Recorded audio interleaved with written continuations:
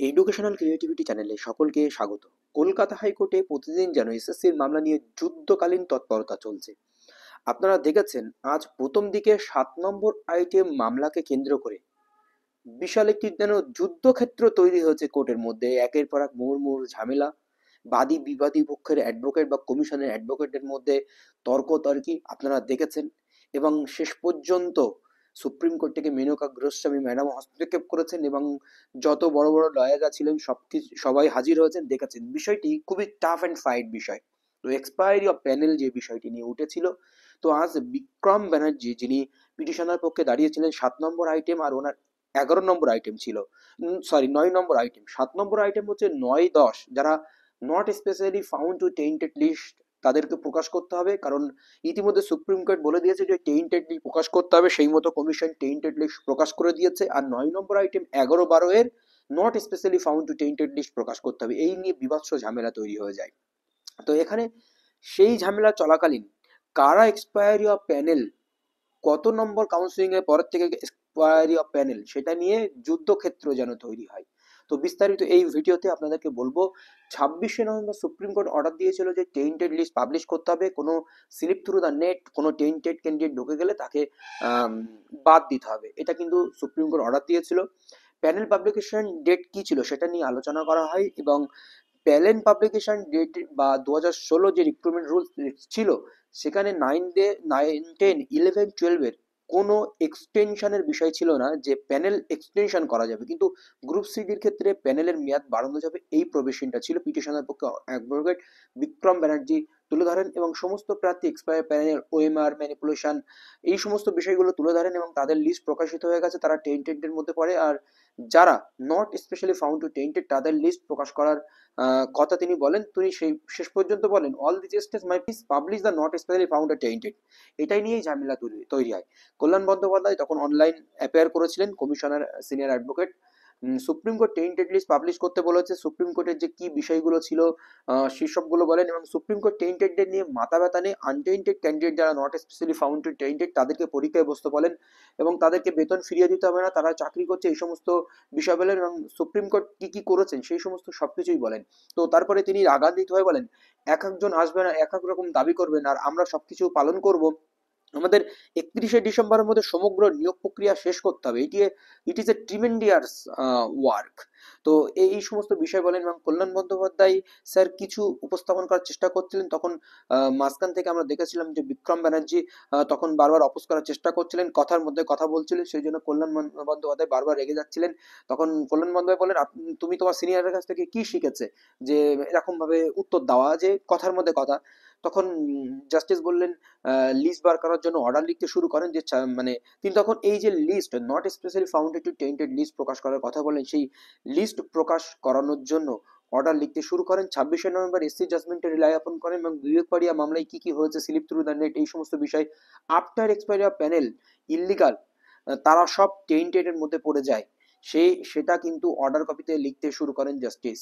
সেখান থেকেই কিন্তু সমস্যা তৈরি হয়। জাস্টিস লেখেন যে টেন্টেড লিস্ট অলরেডি পাবলিশ হয়ে গেছে, কবে কি প্যানেল এক্সপায়ার হয়েছে সেগুলো অর্ডার কপিতে আজকে লিখতে শুরু করেন। ইন্টারিম রিলিফ দিতে শুরু করে পিটিশনারদের যে প্রপার ওয়েতে বা পাবলিক ডোমেইনে not specially founded to tainted list প্রকাশ করতে হবে, এরকম একটা বিষয়, এরকম টাইমে ঝামেলার সূত্রপাত তৈরি হয়। তো সেখানে একটা জিনিস আপনারা দেখেছেন যে বিক্রম ব্যানার্জি স্যার উনি বলছিলেন যে টাইম ফ্রেম দিয়ে দেওয়া হোক যে কতদিনের মধ্যে তাদের সেই লিস্ট প্রকাশ করতে হবে, 1 সপ্তাহ কি 2 সপ্তাহের মধ্যে। তখন জাজ বলেন 4 উইকস এর মধ্যেই লিস্ট প্রকাশ করতে হবে, এরকম একটি বলে দেন। এবং মামলাটি কবে রাখা হবে সেই সময় আপনারা দেখেছিলেন পাশে দাঁড়িয়েছিলেন অ্যাডভোকেট আলী হাসান আলমগীর স্যার। উনি ব্যাপারটি অপোজ করেন যে এক্সপায়ারি অফ প্যানেল, এই বিষয়টি যে কমিশন তারা এক্সটেনশন করেছিল ডেট, এবং কমিশন তারা ডেট এক্সপায়ার করলে ক্যান্ডিডেটদের ডেট এক্সটেন্ড করালে ক্যান্ডিডেটের কি দোষ আছে, এরকম বিষয়। তারপরে আপনারা অনলাইন দেখেছিলেন মেনকা গোস্বামী ম্যাডাম, প্রতীকধর মহাশয় সবাই উপস্থিত ছিলেন এবং সমস্ত বিষয়টা আটকানোর চেষ্টা করেন। কি আটকানোর চেষ্টা করেন, জজ যেটা লিখতে চাইছিলেন যে 3 থেকে শুরু করে 7-8 পর্যন্ত সবাই এক্সপায়ারি অফ প্যানেল, তারাও টেন্টেডে, তাদেরও লিস্ট প্রকাশ করতে হবে। তো মেনকা গোস্বামী ম্যাডাম বলেন 18 নম্বর ও 41 নম্বর আইটেম সিমিলার ইস্যু, সেম ম্যাটারই, আমার সব পক্ষ শুনবেন, আমার সবকিছু শুনবেন, তারপরে আপনি ফাইনাল অর্ডার লিখবেন। এবং কল্যাণ বন্দ্যোপাধ্যায় বলেন সবার সবকিছু শোনা উচিত, তারপরে আপনি ফাইনাল অর্ডার দেবেন, এমনকি আমাদের এফিডেভিট জমা দেওয়ার সুযোগ দেওয়া হোক। 18 নম্বর 41 নম্বর ম্যাটার সেম রয়েছে, ওইগুলো শেষ পর্যন্ত শোনো। তারপরে বেশ ওর মধ্যে ঝামেলা তৈরি হয়, একটা যুদ্ধকালীন পরিস্থিতি যেন তৈরি হয়, যেন বিচারপতি রেগে যাবেন এমন একটা পরিস্থিতি তৈরি হয়। তখন বিচারপতি বলেন ঠিক আছে, একটু ডিফিকাল্ট ম্যাটার, আমি টিফিনের পরে শুনবো। তো এই হচ্ছে বিষয়, এবং টিফিনের পরে আবারও সেই ঝামেলা শুরু হয়, কে বলবেন না বলবেন। বক্তৃতা মহাশয়ের সঙ্গে সুদীপ্ত দাশগুপ্ত স্যারের ঝামেলা তৈরি হয় একটু একটু করে, আপনারা দেখেছেন। তো কল্যাণ বন্দ্যোপাধ্যায় স্যার তখন অনলাইনে অ্যাপিয়ার করেছিলেন, তিনি বলেন যে আফটার থার্ড কাউন্সিলিং অ্যাপয়েন্টমেন্ট দেওয়ার জন্য মিস্টার শামীম ওরা অর্ডার বার করে, এখন তারা বলছে এরা টেন্টেড ক্যান্ডিডেট, সেই অর্ডার আমি দেখে নেব। তারপরে কল্যাণ বন্দ্যোপাধ্যায় রাগ করে বলেন যে তারা বারবার মানে কল্যাণ বন্দ্যোপাধ্যায়ের কথার মধ্যে কথা বলছিলেন, বলে যে সুদীপ্ত, ফিরদৌস, স্বামী, বিক্রম ওরা কথা শেষ করুক, তারপরে না হয় আমরা আর্গুমেন্ট করব। তো এই হচ্ছে বিষয়। তারপরে সুদীপ্ত দাশগুপ্ত স্যার বললেন যে সুপ্রিম কোর্ট বলে দিয়েছে যে এক্সপায়ারি অফ প্যানেল মানেই তারা টেন্টেড।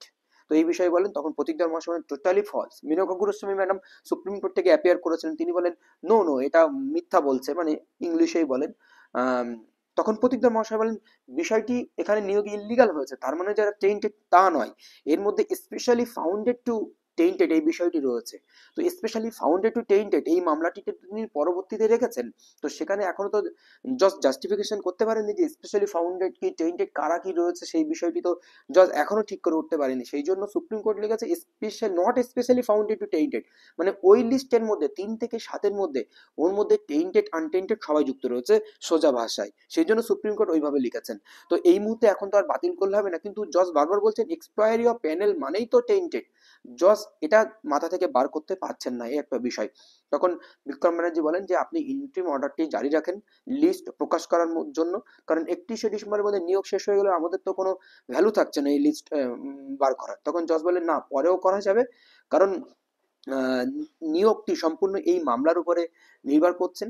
তো নট স্পেশালি ফাউন্ডেড এই বিষয়টি প্রমাণ করা খুব কষ্টকর, এটা অনেক প্রবলেম রয়েছে, এখন এই বিষয়ে অর্ডার দেওয়া যাচ্ছে না, এই নিয়ে ভীষণ ঝামেলা হয়। তিনি শেষ পর্যন্ত যে টিফিনের আগে যে অর্ডারটি দিচ্ছিলেন সেই অর্ডারটি মডিফাই করেন জজ, মডিফাই করে অন্য অন্য কথাবার্তা লিখেন, এফিডেভিট করার কথা বলেন। তখন বিক্রম ব্যানার্জি বলেন যে স্পেশালি ফাউন্ডেড টেন্টেড এই সমস্ত কথাগুলো না লিখতে। জজ বললেন না, প্রবলেম আছে, আমরা ওই কথাটি এখন লিখতে পারবো না, পরবর্তীতে দেখা যাবে। তারপরে আপনারা দেখেছিলেন যে চিন্ময় বাবু, যিনি আনটেন্টেড ক্যান্ডিডেটের লিডার ছিলেন, 9-10-এ চাকরি করতেন, উনি অনলাইন উনি এসেছিলেন, উনি কিছু কথা বলার চেষ্টা করেন। সেই সময় তিনি বলেন me I speak for 1 minute, তখন একটি ছোট্ট করে লাইভ স্ট্রিমিংয়ে বন্ধ হয়, ওনাকে হয়তো বলতে দেওয়া হয়নি। তো এই হচ্ছে আজকের মূলত আপডেট পেজ। যুদ্ধকালীন পরিস্থিতি তৈরি হয়, মামলাগুলো সব পরবর্তীতে জানুয়ারি মাসে রাখা হয়েছে। তো আগামীকাল কোনো মামলা থাকবে কিনা অবশ্যই আপনাদের সেই তথ্য দেওয়া হবে। এই পরিস্থিতিতে কি হতে পারে কলকাতা হাইকোর্টে এখন এই 2025 নিয়োগ প্রক্রিয়া, নিয়োগ শেষ হওয়ার পরেও যদি তাদের বিষয়গুলো কোর্টের উপর নির্ভর করে, তাহলে পরেও তো আবার দ্বিতীয়বারের জন্য চাকরি যেতে পারে। ধন্যবাদ।